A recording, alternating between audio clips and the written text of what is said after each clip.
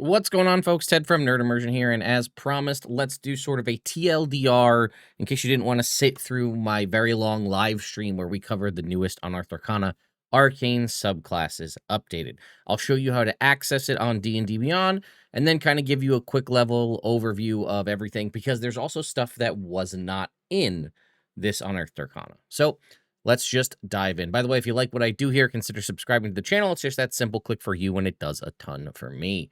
All right, so if we go to D&D Beyond, you're going to go to Sources, Unearthed Arcana, and then right here, you're going to click Arcane Subclasses Update. This is also where you can see any of the previous Unearthed Arcana for the past, basically since 2024 came out.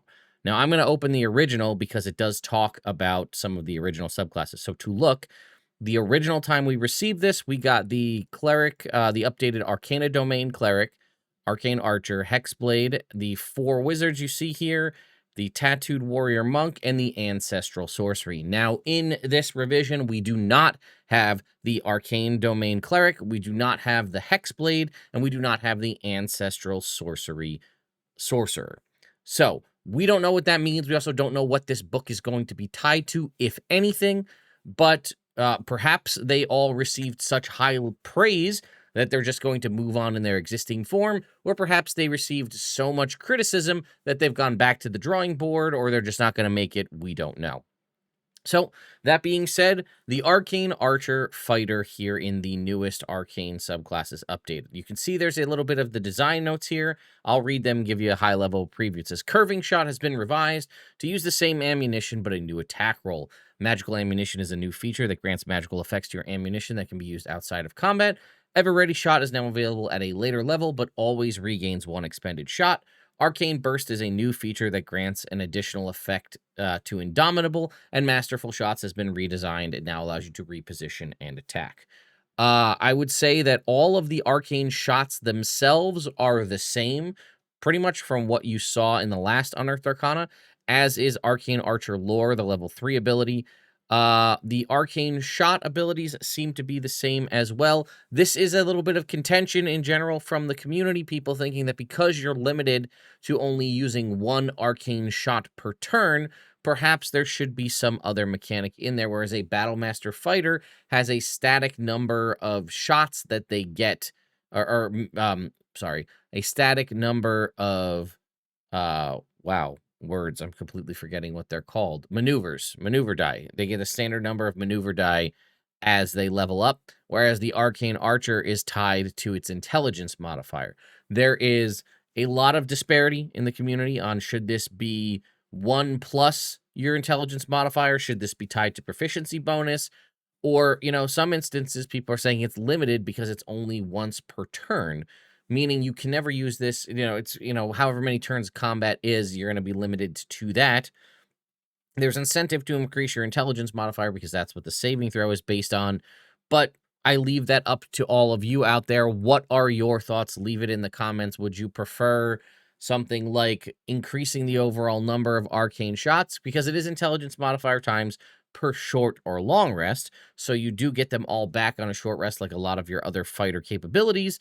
But this is kind of your whole thing. It feels like, if we're going to limit it to once a turn, you could use as many maneuvers as you have attacks as a Battlemaster. If we're going to limit you to 1 arcane arrow a turn, maybe that's just the limitation. You can just do it only once per turn.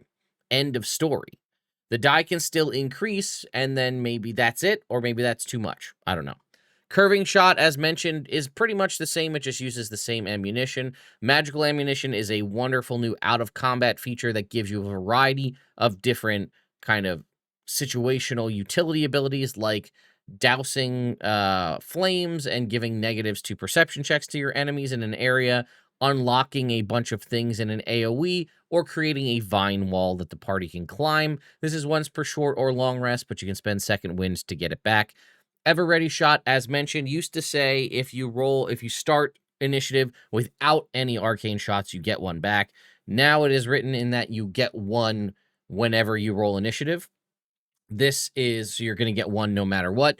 We had a long discussion about perhaps this should follow suit with something like Relentless from the Battlemaster, where, maybe you get an arcane, if you already had, you can spend, use a D6 to not spend an arcane shot die.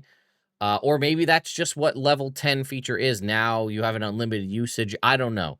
I do feel like there's something that can be tweaked in the overall number of shots you have.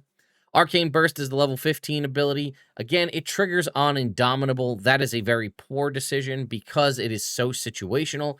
You need to be in a situation where someone has forced you to make a saving throw. You need to then fail said saving throw for this to then trigger. When you use Indomitable, it will make each creature of your choice in a 10-foot emanation from you will get pushed back if they fail a strength saving throw 20 feet away.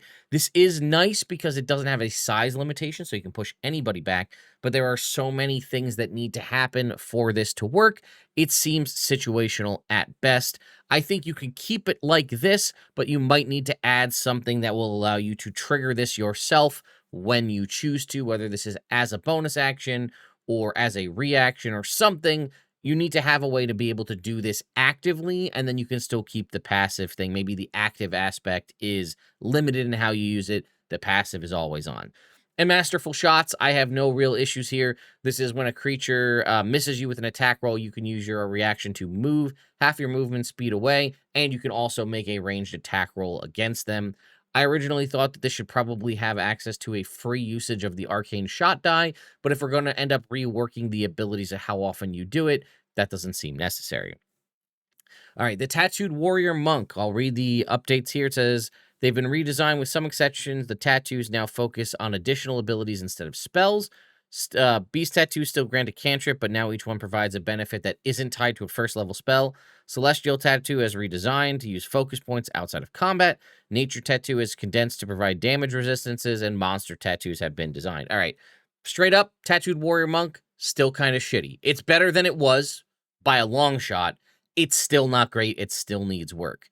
The magic tattoos, you are limited to the number of tattoos per the features, right? So at level 3, you get 2 beast tattoos. At level 6, you get 1 celestial. Level 11, you get 1 nature. And level 17, you get 1 monster. You also are able to change these tattoos on a long rest, but you're only able to change them within their given lists.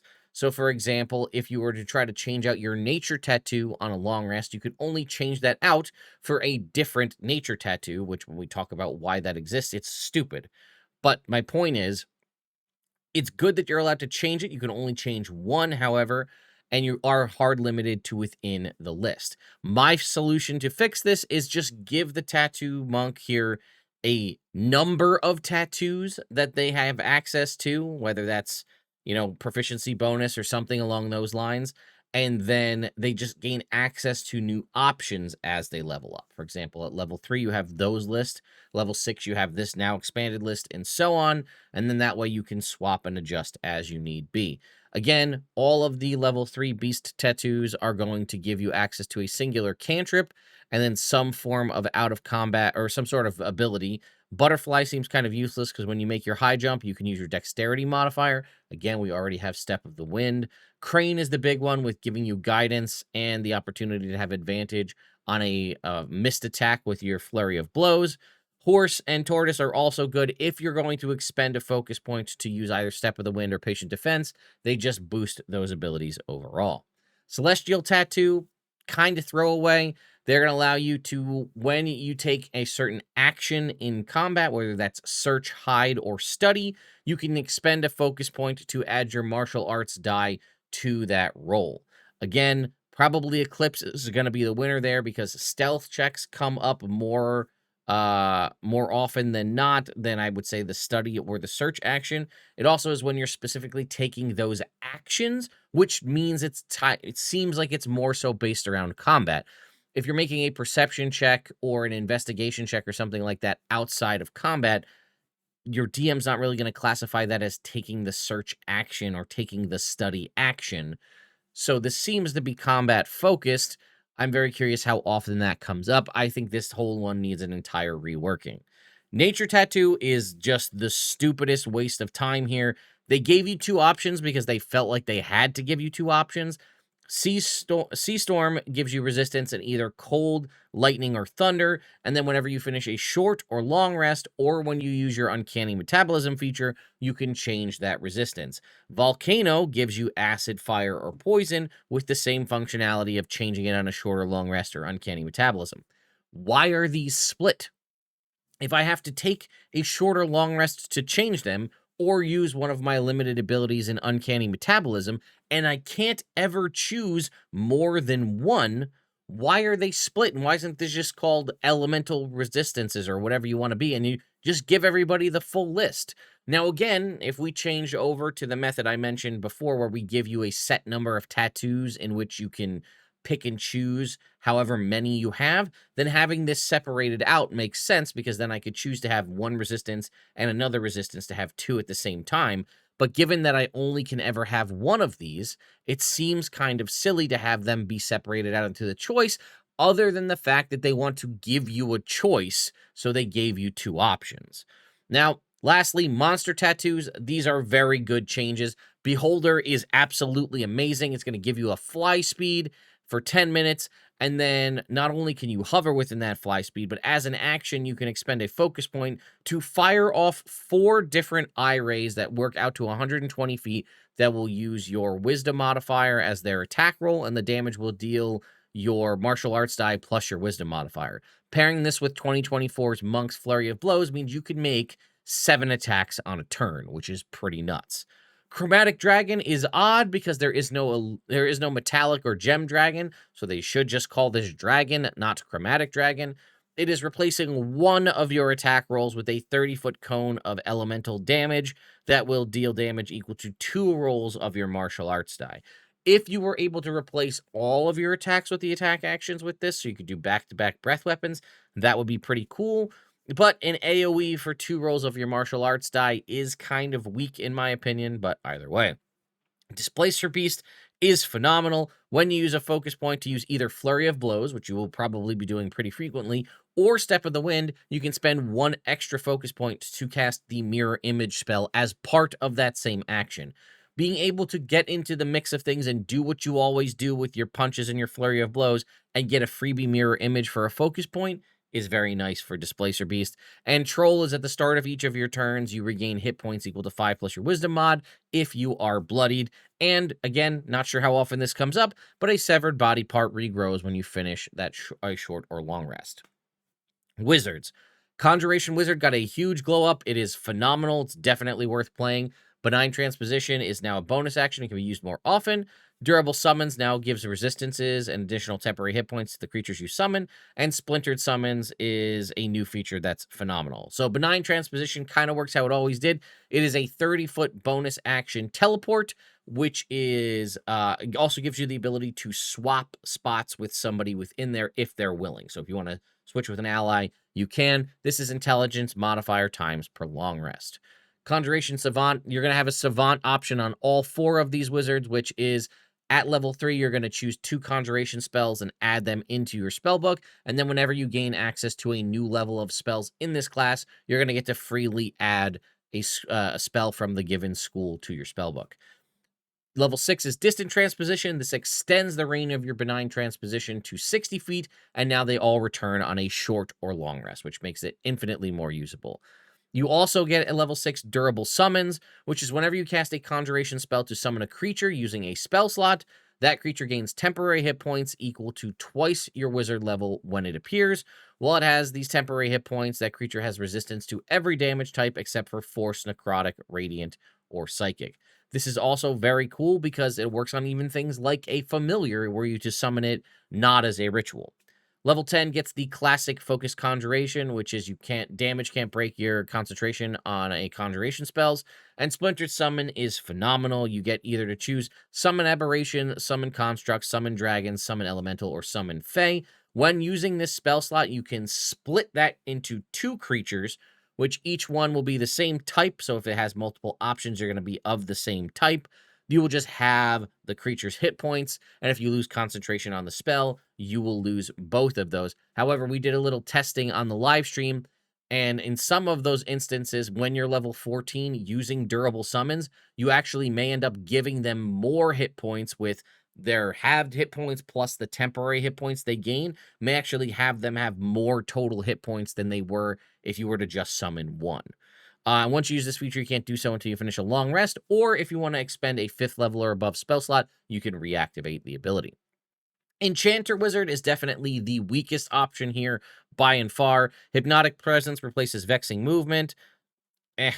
Split Enchantment is available at earlier levels. Instinctive Charm is definitely in a better spot. And Alter Memories is fine. It's not normally what I think of when I think of enchantment, but it's okay.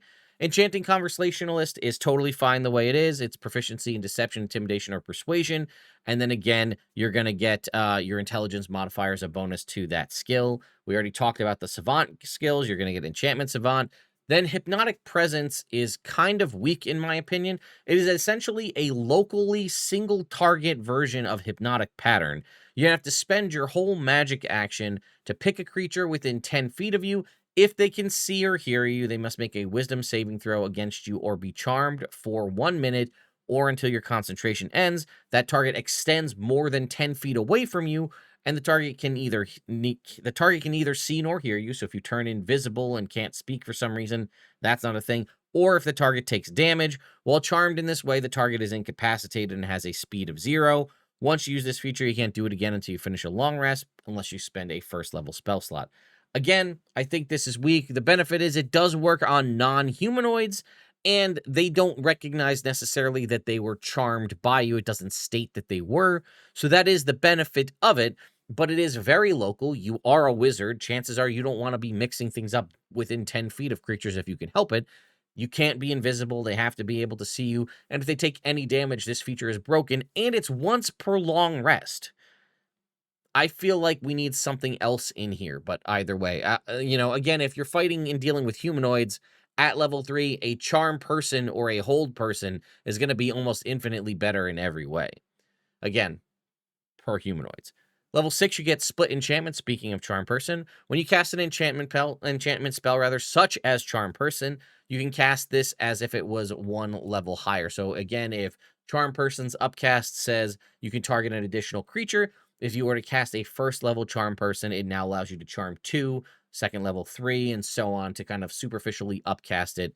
And that it says you can use this feature Intelligence modifier times per long rest. Instinctive Charm here at level 10 is a great feature. When a creature within 30 feet of you, you can see hits you with an attack roll. You can use your reaction to force them to make a wisdom saving throw. On a failed save, that attack misses you. And if there is another target within the range of whatever that attack was, again, this is not limited to melee, it could be ranged, it could be a spell attack, you can then shift that over to the additional target, but it must use the same attack roll. And then once you use this reaction, you can't do it until you finish a long rest. You can also restore the usages of this by just casting any enchantment spell with a spell slot. Obviously, the big move here would be if the enemy were going to hit you with a critical hit, and you could then potentially redirect that critical hit at a different enemy, which is pretty awesome. And then Alter Memories is you always have Modify Memory prepared, and when you cast it, you can target an additional creature. Normally, Modify Memory's upcasting is just increasing the duration. This allows you to cast it on 2 targets at once. Necromancy is wildly powerful. We love Necromancy in this version. And it is, you now have a boosted version of Find Familiar. Undead Thralls has been redesigned and provides additional bonuses. Harvest Undead gives you the ability to get some hit points back, and Death's Master is just badass. We'll talk about it. We already talked about Necromancy Savant. Moving on. Necromancy Spellbook. Why is it tied to your Spellbook? I don't know. Nobody else has it tied to this. You could just call it something different, but either way. You have resistance to necrotic damage. When you cast a necromancy spell using a spell slot, you can also choose an undead target within 60 feet of you to regain a number of hit points equal to the level of the spell slot expended plus your wizard level. If you're clever and use Nystul's magic aura to make yourself count as an undead, I think you can use this to heal yourself. Undead Familiar, it gives you the opportunity to summon a zombie or a skeleton as your familiar. That's really cool, but the problem is it is still limited by the functionality of the Find Familiar spell. The benefit of a warlock having an ability like this is their ability and investment of the Chainmaster and things does allow you to use them to make attacks.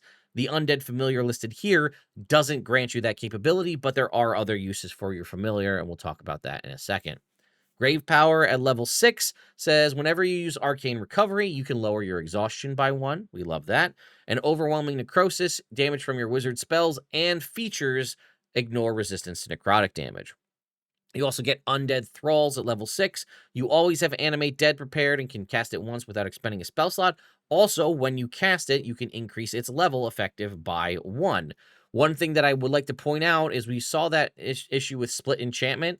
That is a limited number of times per long rest, the ability to use Split Enchantment. When you go to use your Animate Dead, granted it is only once per long rest, but whenever you start casting that spell, you can always modify it to be a level higher, even if it's not the freebie. In addition, when you cast a necromancy spell that uses a spell slot to summon undead, they gain the following benefits. Their hit point maximum and current hit points are increased equal to a number of the level of the spell cast plus your intelligence modifier. And whenever they deal damage, they deal additional necrotic damage equal to your intelligence modifier. Level 10, you get Harvest Undead. Immediately after you become bloodied but aren't killed outright from taking damage, you can take a reaction to reduce an undead creature under your control to 0 hit points. Then you immediately regain a number of hit points equal to your wizard level. That's a nice option that you could use your familiar for if you need to in a pinch to give yourself some extra hit points. And then lastly, Death's Master at level 14 is absolutely phenomenal. As a bonus action, you can choose any number of undead that are under your control within 60 feet, and then they gain temporary hit points equal to your wizard level. They can't get that more than once in 24 hours, but this is a great way to boost up your summoned army to give them a little bit of extra life. And the really kind of piece de resistance here is Extinguish Undead. When an undead creature you can see is reduced to 0 hit points, you can cause it to explode with necrotic energy. Roll a number of d6s equal to half the creature's unexpected hit dice rounded down and add them together. Each creature in a 10-foot emanation originating from said undead makes a dexterity saving throw. On a failure, they take necrotic damage equal to the number rolled and can't take reactions until the start of their next turn. On a successful save, they take half damage. When you use this feature to explode an undead that you don't control, you must take a reaction and expend a level 5 plus hit spell slot to do so. So not only does it work on any undead that dies, it works on, again, ones that aren't yours. But if you were to say, like, have your familiar as an example, you could reduce your familiar to 0 hit points to use Harvest Undead to heal yourself, but then also use it to trigger Extinguishing Undead. There are a lot of very powerful options with this where you could summon an army of undead and then kill your own enemy, your own summons with, like, let's say a fireball. Because anything in 2024 D&D can voluntarily choose to fail a saving throw, you could have all your skeletons fail that saving throw as well. And then again, it's not a reaction to cause them to explode. That happens without a reaction. So you could reaction, Harvest Undead, drop one of them to heal yourself, and then fireball, blow them all up, and then have a big sort of AoE Nova Bomb, which is very cool. And last but not least is the Transmuter Wizard, another one that got a massive power boost. The Transmuter Stone now gives you some much better options. Wondrous Alteration boosts the Alter Self spell, which is phenomenal. Empowered Transmutation gives you additional kind of twinning options. Potent Stone is boosted options for your Transmutation Stone. Shape Changer makes you better than a Moon Druid. And Master Transmuter has even more capabilities. Transmutation Savant, we've talked about these.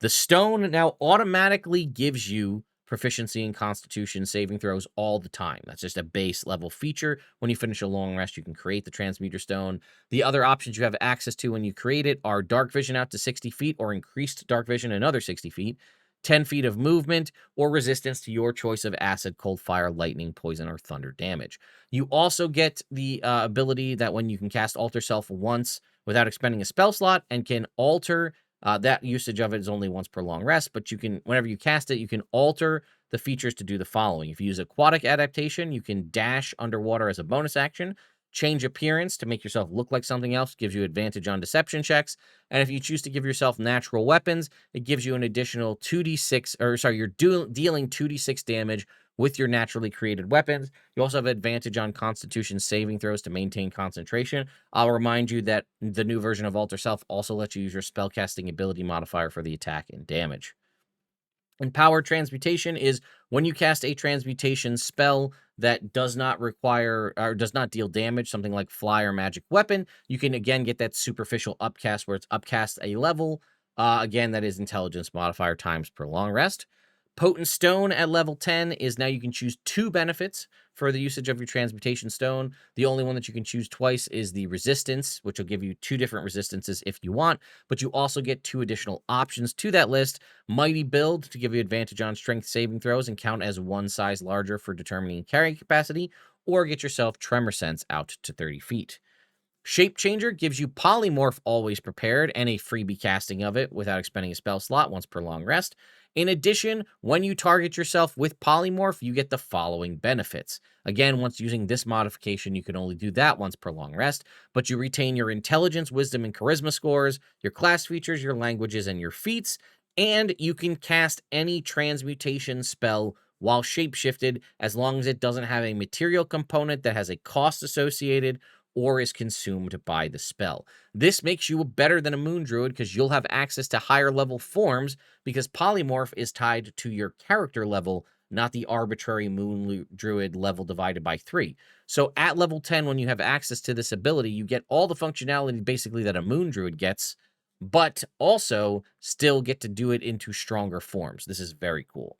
And lastly, Master Transmuter says, when you carry your Transmuter Stone, you can take a magic action to essentially disintegrate it to do one of these cool powers, which is how it always worked in the past. However, now you can choose to, if you want, expend a 5th level plus spell slot to use the ability, but not destroy the Transmuter Stone. So, Major Transformation is very much that alchemy side of things. Turn 1 non-magical object no longer than a 10-foot cube or 8 connected 5-foot cubes into another non-magical object of a similar, equal, or lesser value. You must handle it for 10 minutes to do so. Panacea, you touch it to a creature as a magic action.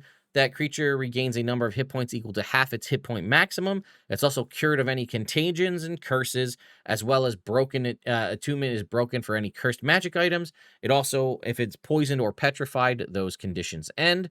It can be used to cast the Raise Dead spell without expending any spell slot, and it also counts as the material components for Raise Dead. Or Restore Use, you touch 1 willing creature as part of the magic action. They reduce any exhaustion levels they have to 0 and appear 3d10 years younger to a minimum of young adulthood. This is an absolute banger of an Unearthed Arcana. There's a lot of stuff here that's really, really good. A lot of stuff that, or a couple of things that could use a little bit of tweaks or some work.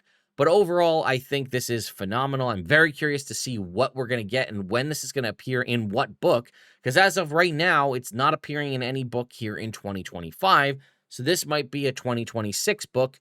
Who knows? We've had a lot of different options in Unearthed Arcana with no real idea of where things are going to come from or where they're going to end up. They all could just be thrown at the wall to see what sticks.